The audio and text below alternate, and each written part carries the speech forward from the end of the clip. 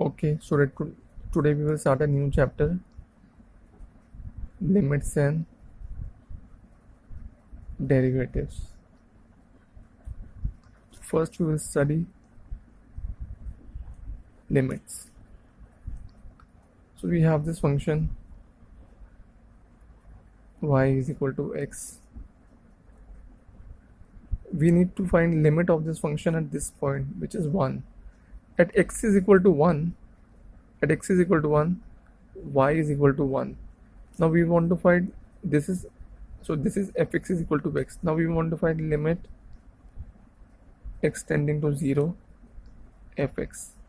We have to find x tending to 1 fx. This is called limit x tending to 1 of fx. Limit of fx such that x is tending to 1. What is the meaning of this? These limit consist of two limits, left hand side and right hand side. What does this mean? First, let us see how it is represented. It is represented limit of x tending to 1 minus fx, or we can simply write x, limit x tending to 1 from plus side x. This is how we represent left hand limit and right hand limit. Left hand limit x minus 1. What does x minus 1 mean? Minus 1 means we are approaching 1 from left side. We are approaching 1 from this side. Right hand, and we write 1 minus. So 1 minus means from left hand side. And 1 plus means from right hand side. We are approaching 1 from left hand side and right hand side. X tend to 1 means we are coming towards 1 from left hand side. X 1 plus means we are coming to 1 from right hand side. Now we want to find limit of x such that x tending to minus 1. So we find the value at 0.9. F of 0.9 is 0.9. Now we are at this point, suppose. Now we come a bit closer. We go 0.99. So we come at this point. Then we come more closer to this point. We come at this point, then this point, then this. We keep coming closer. So we keep coming 0.99, 0.999, 0.99999. So we are going closer to 1 from left hand side. Similarly, we can come closer to 1 from right hand side. 1.1, 1.01, 1.001, 1.0001, 1.00001. So now we are coming closer to 1 from right hand side. And for this axis, we are finding the corresponding fx. So we simply replace x by these values in our function. What is x? X is x. So we replace minus 1.01, 1.001, 1.0001, 1.0001. Similarly, value of x is this. We replace x in fx by x. What is x? X is x. So output will be 0.99 only. 0.999, 0.9999, 0.99999. So we see that when we are coming closer from left hand side, we are approaching 1. When we are coming from right hand side, we are again approaching 1. So limit of x under the limit x tending to 1 from negative side is equal to minus 1. Limit of x from x approaching from positive side of 1 is equal to 1. Since left hand side and right hand side limit are equal, therefore the limit exists. Had these not been equal, then we would have said limit does not exist for x is equal to 1. But since they are equal, we say limit exists at x is equal to 1. And the limit of x tending to 1, not plus, not minus, but 1 of x is equal to 1. These values. So in y is equal to fx, this limit existed at x is equal to 1. Now we have a graph like this.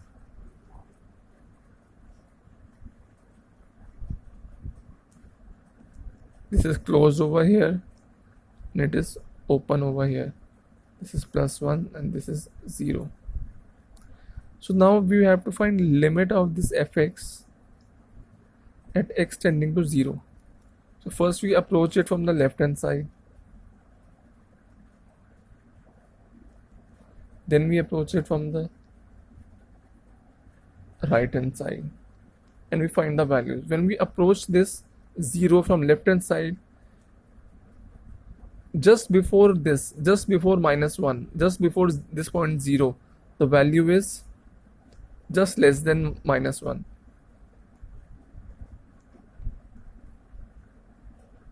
Zero, zero, zero, zero, zero, 1.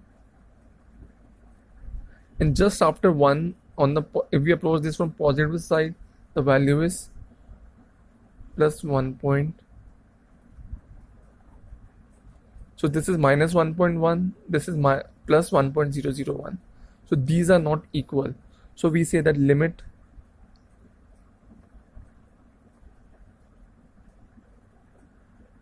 does not exist at x is equal to 1, because limit of x 0 from minus side fx is not equal to limit of x on positive side fx. So the limit does not exist at this point. It exists at this point, but not at this point, not at 0. It exists at this point. You can see we approach from this side, we are getting some value. We approach from positive side and we are approaching the same value. But here we are not approaching the same value. We are approaching two different values. Therefore, the limit does not exist. Now let's see one more question where we find the limit. Let's see fx is equal to x square. So the graph of this is this. From graph we can clearly tell that x is equal to 2, limit exists, and what will the limit, that also we can find out. Now let's see like this. Under the limit x into 2 minus x square, and under the limit x into 2 plus from right side.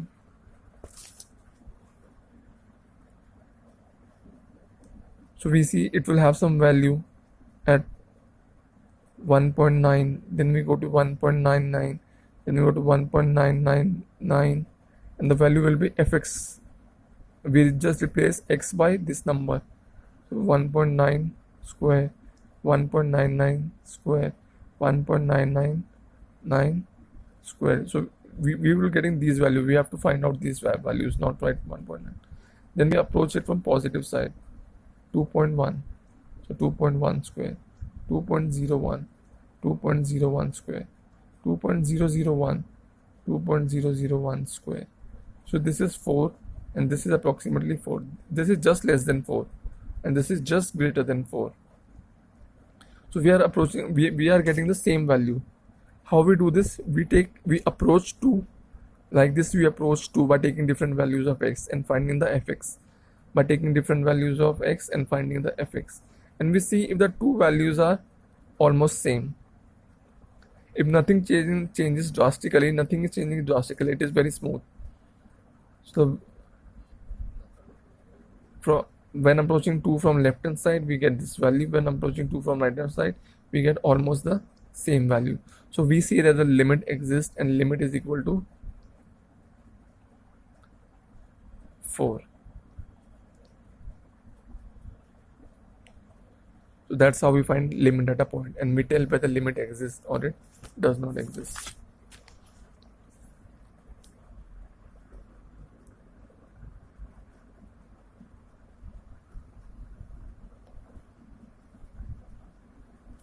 Now we need to find, first let us see algebra of limit. Fx plus gx under the limit x tending to a. We have to, these are two functions fx and gx. We have to find the limit. Then the limit will be given by limit of x tending to a fx plus limit of x tending to a gx. Let's see it with an example. X square plus sin x at limit x tends to 1. what will the limit of this function? So according to this, we will just open this and we will write limit x tending to 1 plus limit x tending to 1 sin x. So now we just need to solve this and we will get our answer. Similarly, if we have fx minus gx limit x tending to a, then it becomes limit of x tending to a fx minus gx, and we put limit in front of it, x tending to a. If it is fx into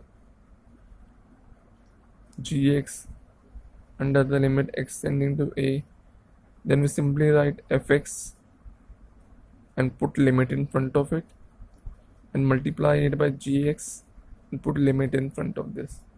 Then we solve these two limits separately and multiply them and get our answer. Similarly, it is for division.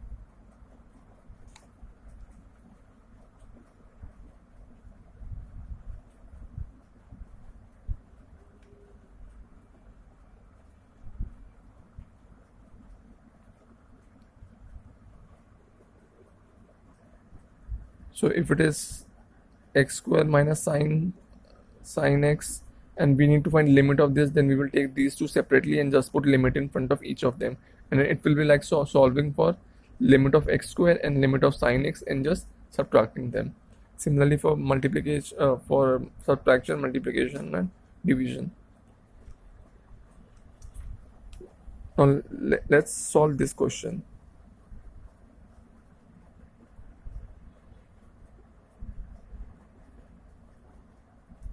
Now we have to find limit of this rational function. How we will find? If we put x is equal to 1, then the denominator becomes 0 and the numerator becomes 0. So this is 0 by 0 form. If we are getting 0 by 0 form, then we need to factorize the numerator in such a way such that it cancels out with the denominator. If it doesn't cancel out, then we try to do something else, but we need to factorize this. So we factorize this x minus 1, x plus 1 divided by x minus 1 under the limit of x tending to 1. Now this cancels out and this becomes limit x tending to 1, x plus 1. Now we simply substitute x is equal to 1 and we get a value 2. So the answer is 2. How we did? We factorized the numerator so that we could cancel out the denominator, because it was in 0 by 0 form. Now after factorization, if we get some form like this, 4 by 0 form, then we say that limit is not defined at this point. Here we got 0 by 0 form, not 4 by 0 or 2 by 0 or 3 by 0 or minus 1 by 0, minus 2 by 0, but 0 by 0. So we split the numerator, and if it is required, you can split the denominator also and see if you can remove it from 0 by 0 form. Our aim is to remove it from 0 by 0 form. Just factorize the numerator and denominator if both are required, or factorize 1 if 1 is required, and remove it from 0 by 0 form. So over here we get 2 by 1 form from 0 by 0 by solving this. So in every question you have to do this. You have to factorize the numerator or denominator or both and cancel out those terms which cause this limit to become 0 by 0 form. Otherwise, if we are not getting 0 by 0 form, we are getting some 4 by 2 form, then this is simply the answer. So we have 3 cases, 1, 2, 3, 0 by 0 form. So factorize them and remove the terms which are making it 0 in the denominator. If you are getting some number 4 by 2, 3 by 2, 6 by 2, 7, 8, 9, 10, minus 1, minus 2, minus 3, or even 0 by some number, not 0 by not 0, then that is the answer. Or we can get something like this, 4 by 0, 5 by 0, minus 1 by 0, minus 2 by 0, then that is not defined.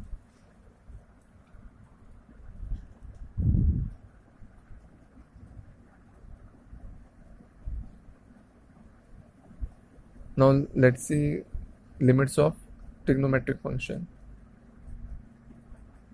Sin x by x under the limit x tending to 0 is equal to 1. You have to remember this. Remember this formula. Under the limit x tending to 0, sin x by x is equal to 1. Under the limit x tending to 1, x tending to 0, 1 minus cos x by x is equal to 1. You have to remember these two results and directly apply them. For example, you will get something like 1 minus cos 2x by 2x under the limit x tending to 0. So you can clearly see this is 1 minus cos y under the limit y tending to 0. So this is this form. So the answer is 1. If you get sin 5x by 5x under the limit x tending to 0, then the answer will be 1. You have to directly apply these when solving trigonometric equations. Okay, so now solve the corresponding exercise to this, and in next class we will study derivatives.